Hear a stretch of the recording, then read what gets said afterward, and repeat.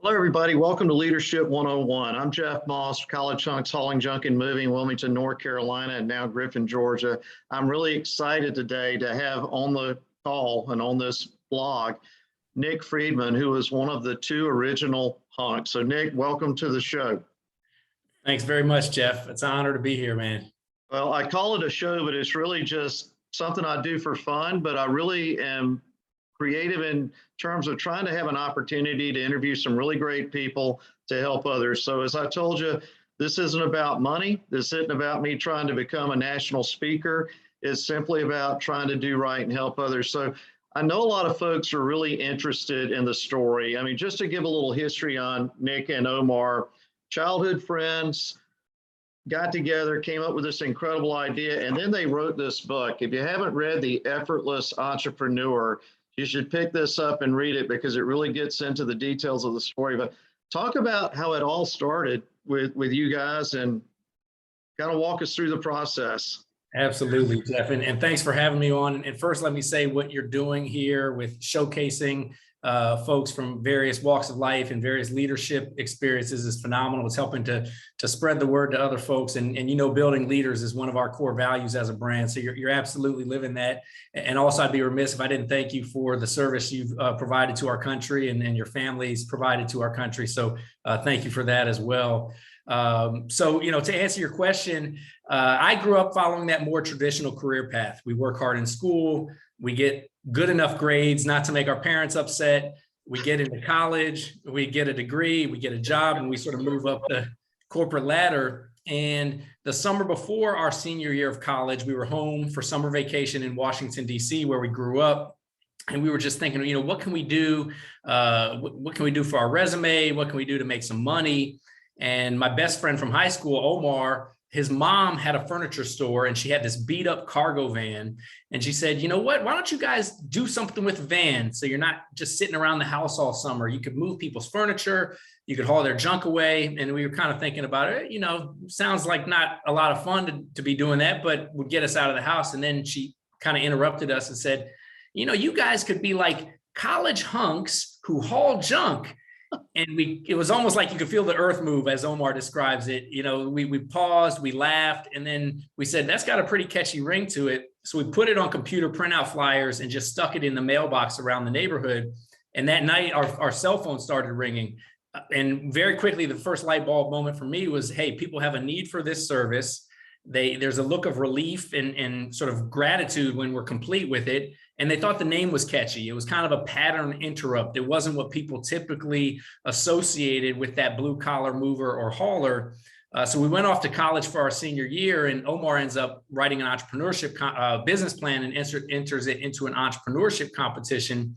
And it won first prize out of about 150 entries. So it gave us a lot more confidence in the idea, a lot more credibility to the concept. We actually rarely tell this part of the story, but one of the judges had changed his score at the very last minute from a 7 to a 9, and Omar won the business plan competition by 1 point. So had that not happened, you know, we wouldn't be sitting here having this conversation. There wouldn't be probably wouldn't be thousands of, you know, hunks all around the country providing the service, and hundreds of franchise owners, you know, calling this their career. But that was kind of the origination of it. I also tell the story about when we first started full time, we had the 800 number on the back of our truck routed to our cell phone, and we'd be driving and multitasking. So people would call to complain about erratic driving, but we'd be the ones in the driver's seat apologizing, saying, oh, you know, thank you for reporting that to us. We'll tell those guys to be safer on the road. Probably fired ourselves at least 3 or 4 times, you know, before we learned how to get out of our own way and start growing the business. But that's really the origination story. So did Omar ever share any of the prize money with you from that? So a lot of people assume that he took the prize money and we immediately invested that into the business. Now, you got to remember, he was a second semester senior in college at the University of Miami in Coral Gables, which is not too far from South Beach. So that prize money did not go a long way to having, you know, being able to have a good time as a second semester senior. So unfortunately, that was not part of our startup capital, but it certainly was, you know, part of our startup confidence. I laugh about it because I mean, you guys get into a lot of detail in the book, and I mean, you have to laugh that here's this college guy that's just won this big 5-figure award for work, right? And I remember in college, I was doing ROTC, working 2 jobs, and trying to impress my now wife of 35 years. And I always felt like I couldn't compete with the guys that had their daddy's credit card in their pocket. I can't imagine being a senior with 5-figure cash in my pocket, and it's not daddy's money, it's my money, which I also think was a funny story. When you guys really got going, I think folks would love the story about when you bought your first nice vehicle. That's detailed in the book as well, but I've laughed about that many times. I'm talking about the Range Rover. Yeah, well, obviously, one of the things that we've always prided ourselves on through the journey is it's not about the money, it's about the purpose, it's about the vision, it's about the values. But again, at the time that we got started and first started making more money than we had ever really touched before, it was very hard to resist the urge to maybe go out and buy some nice things or try to, treat ourselves. And Omar tells the story about how we were still on the truck hauling junk. So we didn't have a lot of overhead, but we started making a pretty decent amount of coin. And he said, you know what, I'm going to get a nice car. So literally after a day of hauling junk covered in dust and dirt in his work boots, he pulls up to the Range Rover dealership and, check in hand, ready to put a down payment. And I think, none of the sales reps in the car dealership even paid him any attention. When he walked in, they probably thought he was a maintenance guy or something. Right. But he said, I'll take that one right there. Now, Robert Kiyosaki would tell you, every day the difference between assets and liabilities. That was a liability, not an asset. But for him that day, it certainly felt like an asset, from a personal bucket list standpoint. But that was pretty funny. It also teaches a lesson, though, that you should never judge with your eyes, right? So I think that's kind of an interesting thing to really understand and to learn through life, that you got to look at the heart of the man, not necessarily judge with your eyes and make a determination, because you may be missing Howard Hughes, for goodness sakes. You're right about that. But, look,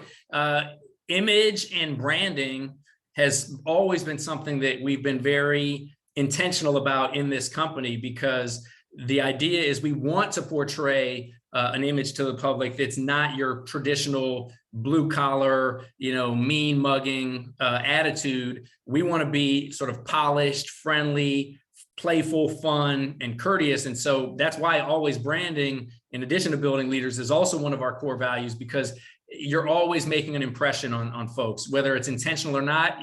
Perception is reality. It's not fair, most of the time, but it is a fact in many times. So we've been very intentional about that and training our hunks about this definition of hunks, standing for honest, uniformed, nice, knowledgeable service, beyond just the physical attributes, but it's how we conduct ourselves as if we're on a stage at all times. And that's on my door leading out of the warehouse, that the guys, it's the last thing they see before they exit to get on the truck. You're on stage.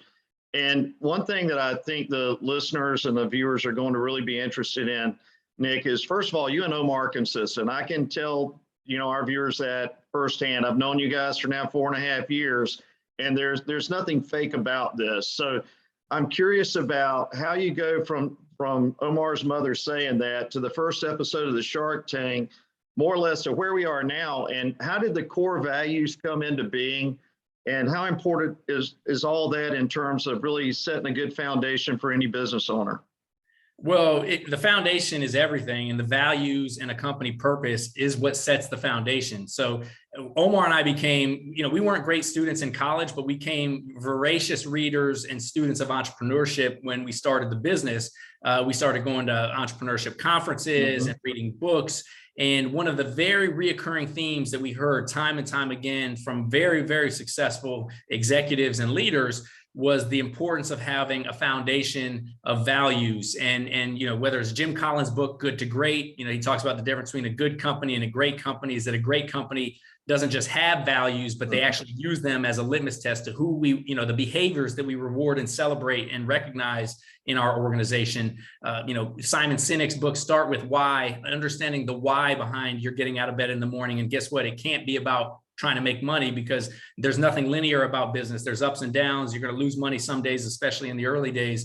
So it's got to be about more than that. So we became very intentional about what our value sets are. What's our company purpose? We said, hey, our company purpose is to move the world. That means making a positive impact in people's lives, not just moving their stuff. And of course, we've got our 4 core values: building leaders, always branding, listen, fulfill, delight, and fun, enthusiastic team environment. And really, one of the other slogans we've always said from the early days is, it's not what's on the walls, it's what's in the halls. So what we mean by that is, it's not just putting those core values on a poster or on the handbook, but it's about really bringing in folks who believe in and embody and want to embrace those values, so that the ultimate goal is for those values to be shared by all, not just with all. And so the values is what helps create the culture. Culture will then lead to the behavior, and behavior is what drives the results. And so without margin, there's no mission. We can't be a purpose-driven, values-based company unless we're, mindful of the profit margin. But we've got to also have that set of values to make sure we're staying on course and not veering off in the wrong directions. Right. So a lot of people that watch the first episode of the Shark Tank love it when you basically throat punch Mr. Wonderful and tell him to be quiet and let the other guys talk. Tell a little bit, that was the very first episode of the Shark Tank. What was it like being on that show for you guys? And what were you, 28 maybe? Yes, I think it was roughly right around that age. So I was probably about 28 years old. We had just started franchising College Hunks, and we saw an ad in Inc. magazine that said, looking for entrepreneurs to pitch business ideas for a TV show. That's all that we saw. So this was the pilot episode that ended up turning into the premiere episode. So at the time we went to film it, we didn't know who any of the sharks were. None of them were famous yet. They hadn't become, 10-year TV celebrities. This was their first time, at least in front of us. And so we went in kind of wide-eyed, didn't know what to expect. And we were actually pitching a sister company that, thank goodness, we never pursued. We were going to call it College Foxes Packing Boxes. Yeah. But the Sharks, they were smart. They said, well, we don't want that. We want a piece of College Hunks hauling junk. And Kevin O'Leary, Mr. Wonderful, of course, it's his brand to kind of be the tough guy and poke and prod and instigate. But at the time, again, we didn't know who he was. So I just saw this mean dude across the table from me, and it felt like he was poisoning the room and occupying all the airspace. So when he declared himself out, I was like, okay, well, thank you. That means you get to stop talking, right? I didn't mean it to come out so abrupt or as you call a throat punch. Yeah. But I know the producers, you could hear like this, oh, in the background when it was said. And after I said, I was like, oh my gosh, did I really just say that? But I'm sure the producers loved it because it made for great television drama. And sure enough, that show has become a 10+ year success. So tell everybody what happened 2 years ago. Kevin O'Leary made the College Hunks reunion via video. Yeah. So, it's funny, over the years, just we call it law of attraction, or just by coincidence, I've bumped into quite a few of the Sharks, whether it's at conferences, or Omar's mom actually bumped into also Kevin O'Leary in a Costco when he was there selling wine for promoting wine for his O'Leary brands. But he sent in a video congratulating us on, at the time, surpassing $100 million in annual sales. He said, hey, you guys are still greedy pigs, but congratulations on hitting your big milestone. So it was very, very fun and playful and thoughtful of him to do that. So one of the core values we have is building leaders. And, I've talked to my managers a lot about this and my belief on it. I've told them that, every day we're having impact on people and we just may not know it. Some of them, it's pretty obvious. But I said, you're going to get a call in 10 years from some young man that maybe had to terminate because they couldn't show up to work on time, or they were calling out, doing all this kind of stuff. But 10 years from now, don't be surprised if you get a call from somebody that says, hey, you changed my life.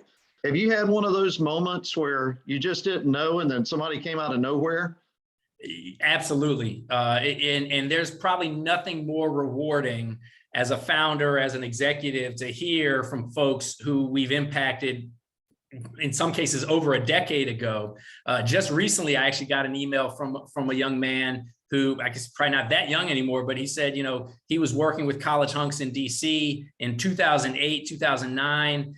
He's, went to grad school, went to business school, got his MBA. He's been in private equity, probably making a bucket of money, but says, his favorite job was still working on the trucks at College Hunks. And that sort of, gave him the people skills and the confidence and the ability to adapt and think on his toes. And so to hear that kind of come out of the blue unsolicited as an email was really cool. And I could probably give you, another dozen or so examples of that. We've, from time to time here, young men or women say, hey, I've learned more in this job than I have in any other job or any other school or class or training sessions. And so for us to hear that is just a very rewarding, because it's something that I'm very passionate about. I think the leadership development and building leaders is something that I think everybody in our organization really cares about. And so it's always great to have that come back around and hear that positive reinforcement that we are doing something right, whether it's, like you said, something very little or nominal that maybe we don't realize,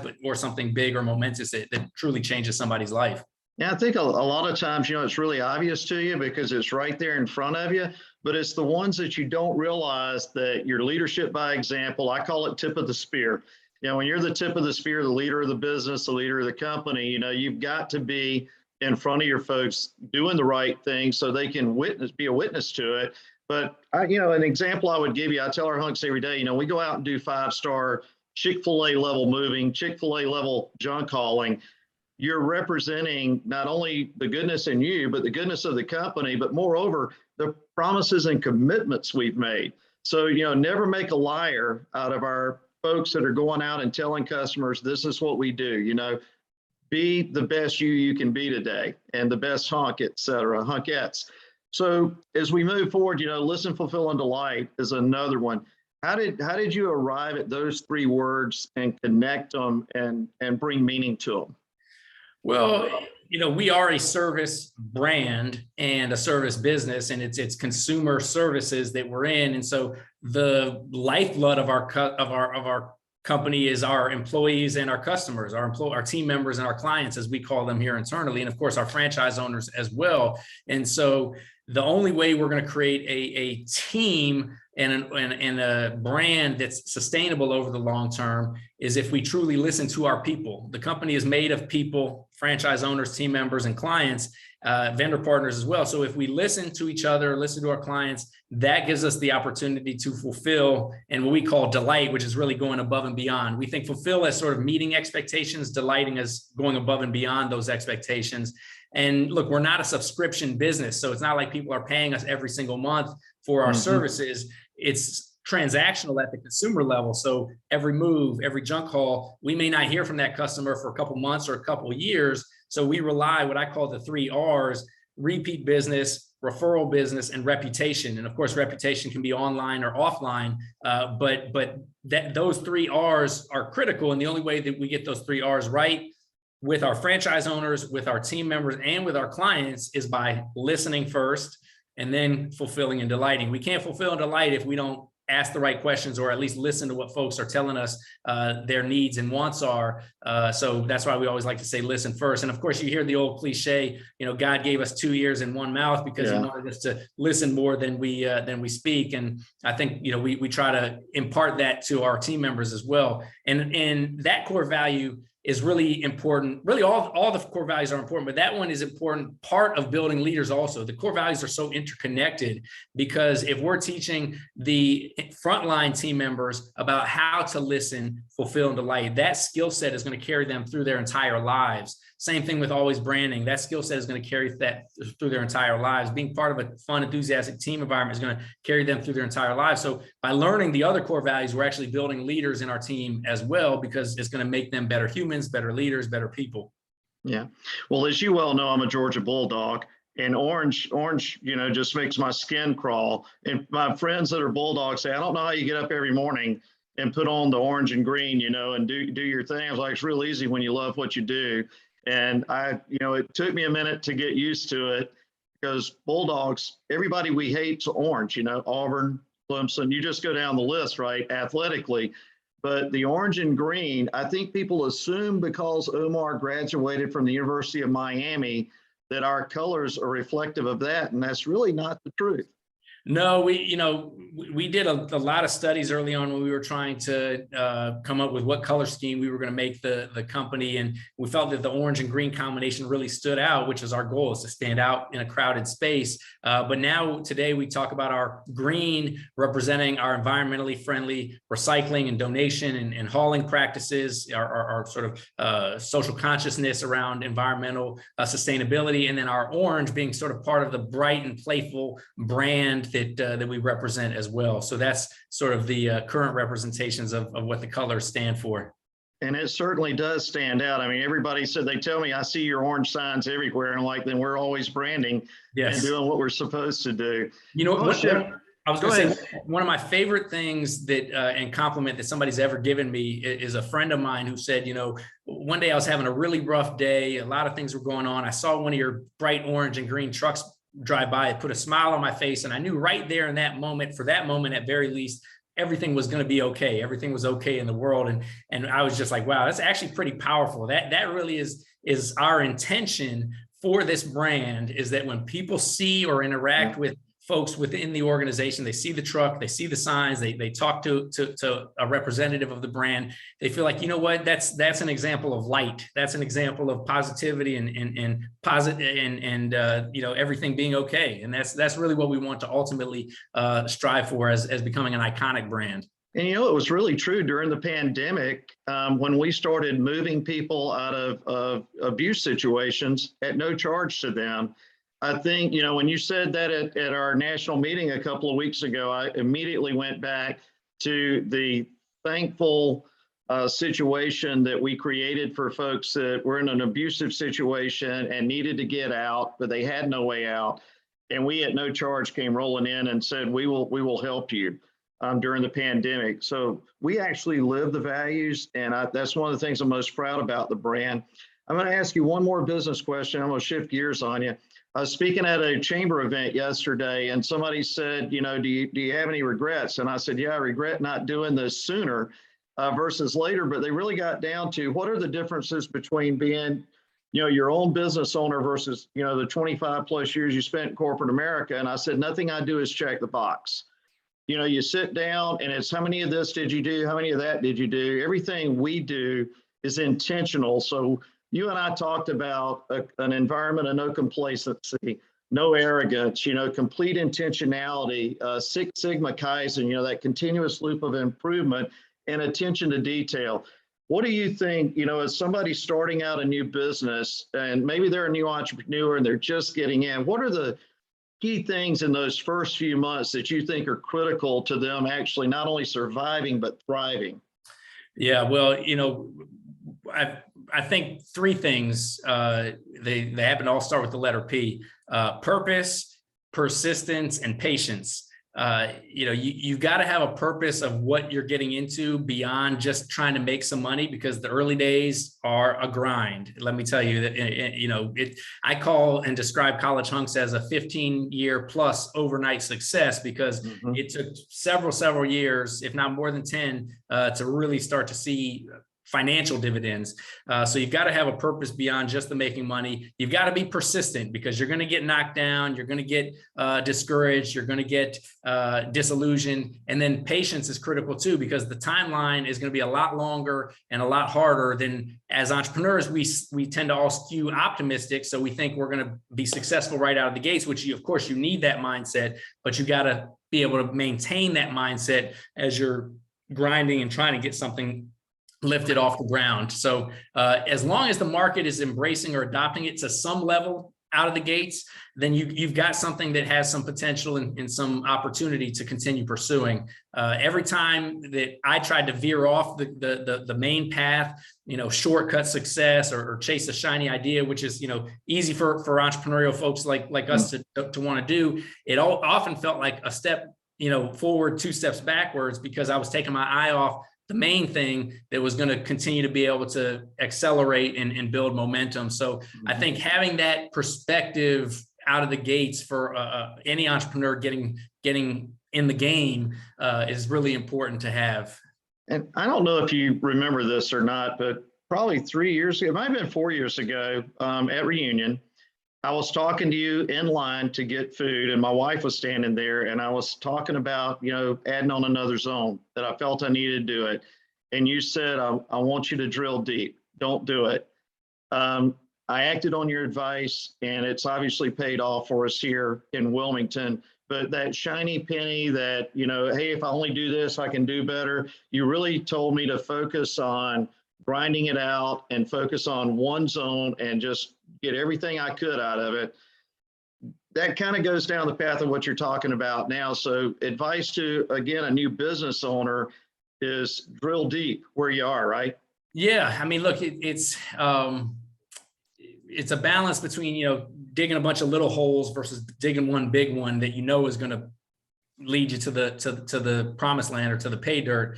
And so it's a bit of a science and an art form to try to determine when to sort of explore other opportunities versus to stay focused on one. But I've the old slogan of you can't ride more than one bicycle at the same time really holds true in business. And there is a compound effect. Compounding and momentum is real. It's not just something that stock analysts talk about, but it works in entrepreneurial organizations as well.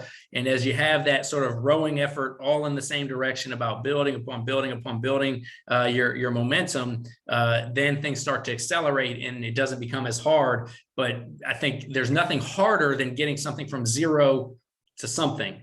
Once you got it to something, things start actually to become a little bit easier. Yes, there's going to be setbacks and uncertain circumstances that present themselves that you have to figure out how to navigate. But things are actually easier as you get bigger and things get more accelerated. Well, I think some of the pitfalls that folks fail to realize is you've got limited resources, time being one of them. You're only one person. You don't have a staff. And just to exemplify that, somebody asked me the other day, how in the world are you running your company here in Wilmington and now you're opening a new location down in Griffin, Georgia? And I said, it's easier than it was the first time. And they said, I don't understand, Jeff. And I said, I've got a team. I've got a staff of 5 people helping me. And I'm assigning tasks on Slack and things are getting done because I'm now grown to a point where I could, I can bring in help. I tell people, Nick, and I'm sure you would agree with this, that the real smart leaders are the folks that don't think they're so smart. They bring in people smarter than them. You always hire somebody smarter than yourself to expand your horizons and build your growth. Do you agree with that? I absolutely agree with that. I'll tell you, it's hard to do in the early days because, as you said, we're limited on financial resources, we're limited on time. And so I remember hearing that statement, and at the time I'm thinking, well, great, I want to hire somebody smarter than me, but I can't afford him or her.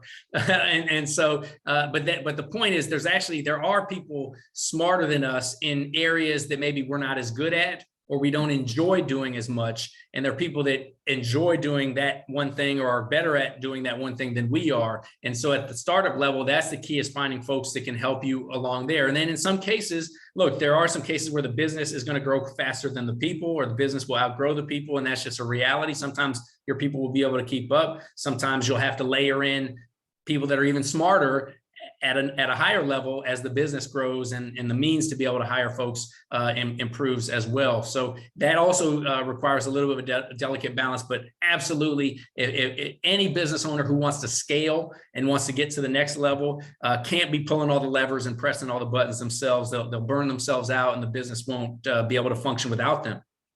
Gallup has, are you familiar with strength finders? Have you? Yes, Okay. I've heard of it. Yep. All right. I would love to see you, take that test and read your descriptors. But Pfizer, when I was with them, rolled out strength finders. And honestly, I struggled with it for a while. And my regional manager said, why is this such a struggle for you?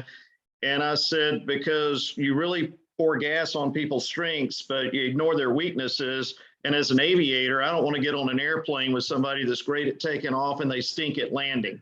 And then I had to have that moment where you go, well, you moron, not everybody's trying to fly an airplane, but the ability to recognize your weaknesses and then backfill them with people that are good at that or enjoy that, I think is something that self-awareness, brings to bear. it's a critical part of leadership, knowing thyself, right? Yes. So knowing our strengths, building upon them, and then being aware of our weaknesses and acknowledging them, not just to ourselves, but to others around us as well. Yes, we can acknowledge them, because then you can work on them and look to improve them. But if all of your focus is on your weakness, then your strengths are getting underutilized. You know, if somebody's the best 3-point shooter in the NBA, but they're not as good down in the post, if they were only working on their weaknesses, then they wouldn't be shooting threes, which is what we need them to do. So I think the awareness, the self-awareness, knowing what we're good at, what we enjoy doing, and knowing maybe what we're not as good at or don't enjoy doing as much,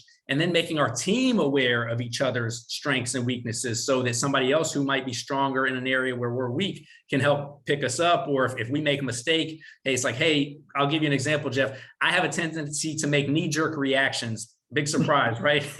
Me too. Yeah. So you know, we're emotional, right? So yeah. and so we're passionate, but oftentimes I will catch myself before, or in some cases after I've sent that hasty response email or text, and I'll reach back out to a team member and I'll say, hey, sorry for that knee-jerk reaction. It's something I'm working on, but please, I give you permission to hold me accountable to that as well, because I'm trying to be more intentional about it. So that's something that has been brought to my attention that is a weakness of mine, something that I'm trying to be mindful of and cognizant of. Doesn't mean I can eliminate it, but at least I recognize it when it surfaces. I enjoy sitting down with people, that, you see yourself in them back then, and you go, I had to have somebody, again, that throat punch, tell me something that I may not have wanted to hear, but I needed to hear. And I'm different now than then. For example, have you ever seen me and, state the issue? But Pfizer, I was working my way up, moving up the totem pole there back in the day when I was mentoring Roger Panich, right? I got to go to a course where they have essentially put you in environments and then film you and evaluate you. I'm talking psychologists for a week. And then you go sit down with a psychologist. And when you walk in the door and the guy's first words are, all of our parents did something to us, created who we are. He goes, where's this Doberman? Oh my God, you're a Doberman. I need to see some Labrador. And I was incredulous. I didn't know what the guy was talking about. He goes, you attack every problem, man. I mean, you are wide open, you're wide in. Every now and then you need to be a Labrador, but don't lose the Doberman, because that's what got you to where you are. So the guy literally gave me a Labrador miniature dog to keep in my pocket. And he said, when you go into meetings, I want you to just hold this Labrador, but man, bring the Doberman when you need it. That's great. I mean, that's more or less the truth of the matter, right? Absolutely. Absolutely. So what makes you who you are?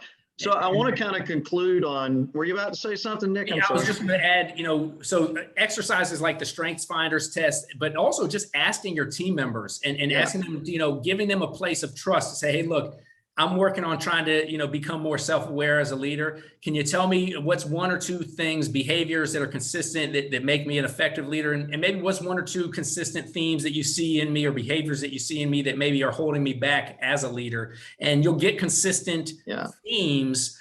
You could ask your spouses, your family members, people that are close, in your inner circle, maybe from different walks of, or segments of life, whether it's business and personal, and community, and you really start to learn about yourself. So I would encourage folks that are serious about becoming better leaders to be willing to put the mirror on themselves and become more self-aware.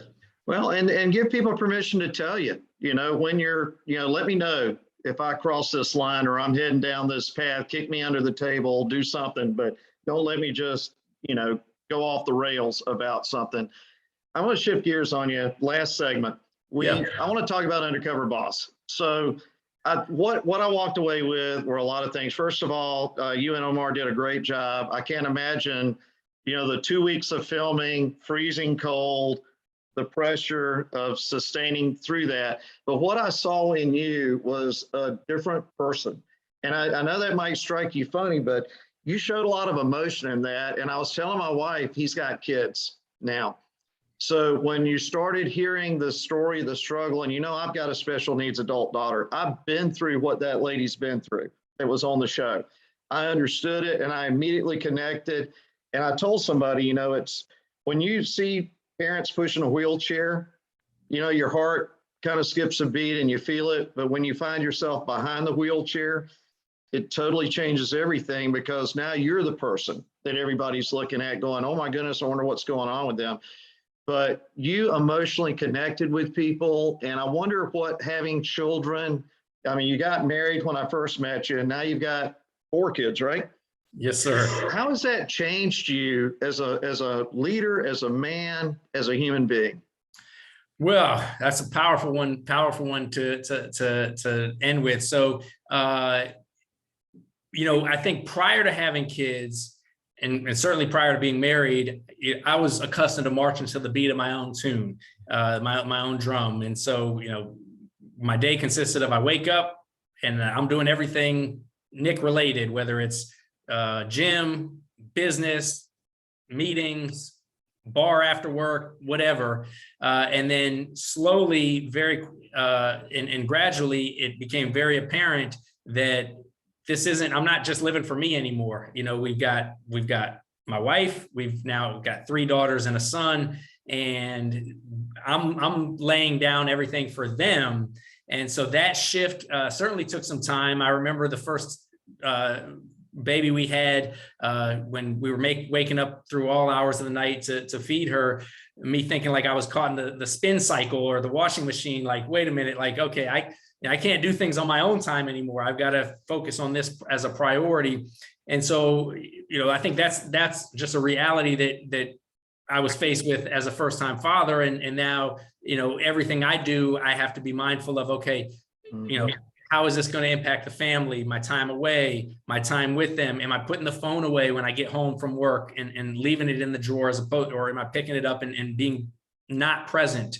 Right. So those sorts of things certainly have made an impact. And then, you know, certainly emotionally, I think I can empathize with other parents a lot more than I ever did, because I'm in that position. So in the Undercover Boss experience, you know, where I went undercover and of course met an awesome woman that works in our St. Louis franchise, some of the challenges and struggles that she was having. She had a young daughter and then a son with special needs. It was very emotional for me to sort of wrap my head around, in the fact that she found really a safe haven in College Hunks and in this brand, something that I've always been very passionate about. It was a lot to try to digest. So that's why you saw the tears on the show. Well, I was crying watching it, because I mean, you're right. You and I both have some similarities. I'm an emotional person. I'm a reactive person. I want to get things done. I'm high charged.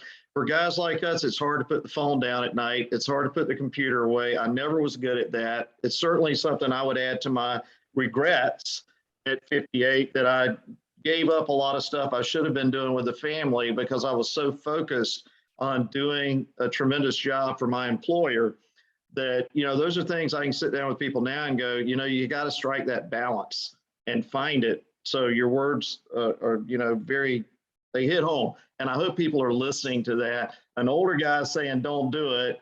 And somebody like yourself that's got young children saying, this is how I manage it, you know?